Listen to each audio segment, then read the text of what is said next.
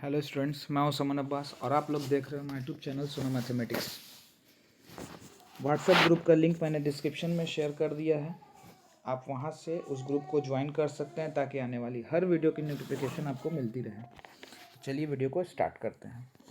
कह रहा है समीकरण KS² plus 6x plus 9k के मूलों का योग और गुणनफल समान है। मूलों का योग और गुणनफल क्या है? समान है। मूलों का योग यानी -b/a।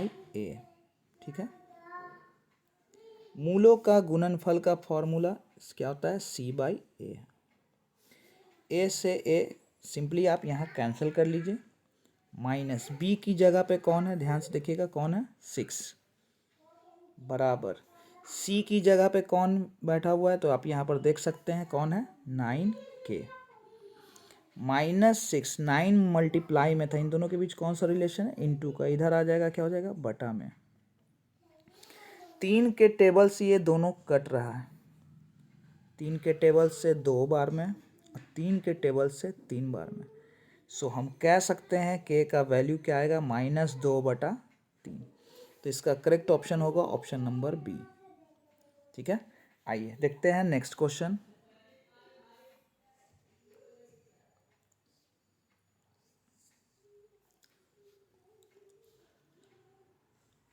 x बराबर 1 दोनों समीकरणों।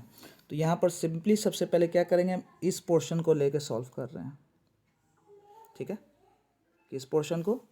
s² प्लस a बराबर 0 को लेके। तो x का वैल्यू 1 दिया हुआ है, सो 1 का स्क्वायर प्लस 1 प्लस a बराबर 0। 1 का स्क्वायर 1 होता है, 1 प्लस 1 प्लस a बराबर 0। सो हम कह सकते हैं कि a का जो वैल्यू है वो क्या आएगा? -2, क्योंकि 1 और 1 को जोड़ेंगे तो कितना होगा? 2। ये +2 इधर आ जाएगा बराबर के, तो क्या हो जाएगा? -2। सो a का वैल्यू -2 निकला। bs² प्लस 3x बराबर 0 है, तो यहाँ पर हम क्या करेंगे? b 1 का स्क्वायर 1 ही होता है, यानी हम यहाँ 1 लिख दे रहे हैं। b गुना 1 प्लस 3 बराबर 0।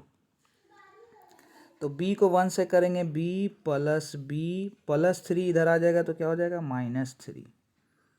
b और b को जोड़ेंगे तो 2b बराबर -3। b का वैल्यू क्या आएगा? -3/2 आएगा। और वैल्यू किसका निकालना है? ए बी का। तो a का है वैल्यू -2, b का वैल्यू है -3/2। सो 2 से 2 कैंसिल हो जाएगा, -1 और माइनस माइनस क्या होता है? प्लस, यानी ए बी का वैल्यू जो है वो क्या होगा? +3 होगा। ए बी का वैल्यू क्या होगा? +3। चलिए देखते हैं question number 3। cos a Guna cosec a, इनमें से कोई एक ऑप्शन सही है। ठीक है, यहाँ पर दे रहा है cos a Guna cosec a। सो हम यहाँ पर क्या कर रहे हैं? फॉर्मूला cos का फॉर्मूला रहने देते हैं और cosec को हम यहाँ चेंज कर देते हैं, किस में? 1/sin a में। cos a को 1 से करेंगे cos a बटा sin a। और जिन बच्चों ने भी फॉर्मूला याद किया होगा तो cos बटा sin a किसका फॉर्मूला होता है? cot a का। ठीक है, किसका फॉर्मूला? cot a का। चलिए नेक्स्ट क्वेश्चन देखते हैं, क्वेश्चन नंबर 4।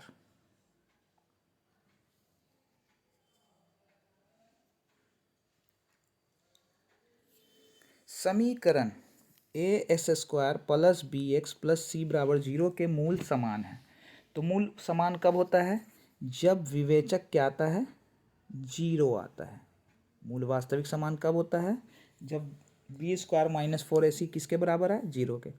तो द्विघात सूत्र का फॉर्मूला हम यहाँ रखते हैं, -b प्लस माइनस √d/2a। और आप लोग पढ़ चुके हो d बराबर क्या होता है? b² - 4ac, यानी इसका जो वैल्यू है वो क्या आ चुका है? 0 आ चुका है। ठीक है, तो हम simply -b plus minus 0/2a, अब बी में हम जीरो को जोड़ेंगे या घटाएंगे तो कोई फ़र्क पड़ने वाला है, -b/2a होगा। तो ऑप्शन इसका कौन सा होगा, ऑप्शन नंबर बी। चलिए देखते हैं नेक्स्ट क्वेश्चन, क्वेश्चन नंबर 5। एक थैली है जिसमें 4 सफ़ेद, 6 लाल, 7 काली और 3 नीली गेंद है।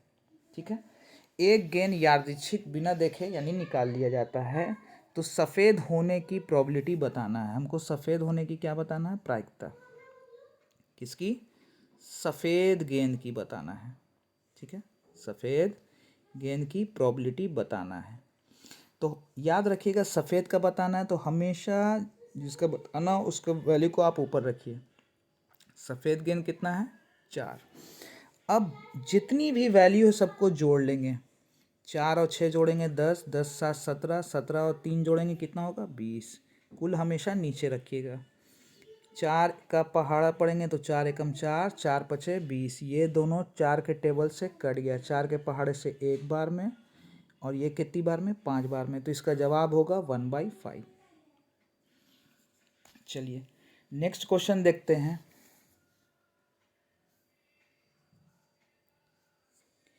एक घड़ी की मिनट वाली सुई द्वारा 35 मिनट पूरा चक्कर लगाने में बना गया कोण बताना है।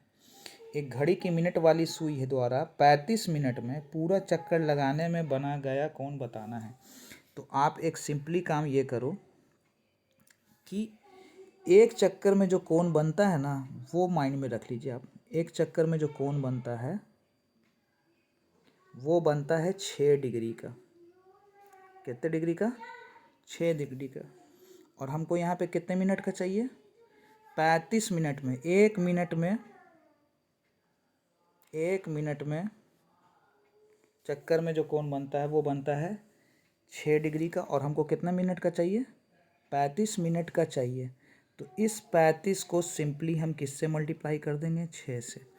6 पचे 30, 6 ते 18, और हासिल बचा हुआ था 3, 18 3 कितना होगा, यानी इसका जवाब होगा 210 डिग्री। चलिए देखते हैं क्वेश्चन नंबर नेक्स्ट। समबाहु त्रिभुज का क्षेत्रफल दिया हुआ है और हमको भुजा की लंबाई बतानी है। क्या दिया हुआ है, समबाहु त्रिभुज का क्षेत्रफल दिया हुआ है। ठीक है, क्या दिया हुआ है, समबाहु त्रिभुज का क्षेत्रफल। तो समबाहु त्रिभुज के क्षेत्रफल का फॉर्मूला √3/4 भुजा स्क्वायर। भुजा को यहाँ डिनोट ए से किया जा रहा है। भुजा को किससे डिनोट किया जा रहा है, ए से। और क्षेत्रफल जो दिया हुआ था 4√3 हम यहाँ रख देते हैं। अब जनरली ध्यान से देखिएगा करेंगे क्या, ये वैल्यू √3/4 जब बराबर के इधर आएगा तो 4 ऊपर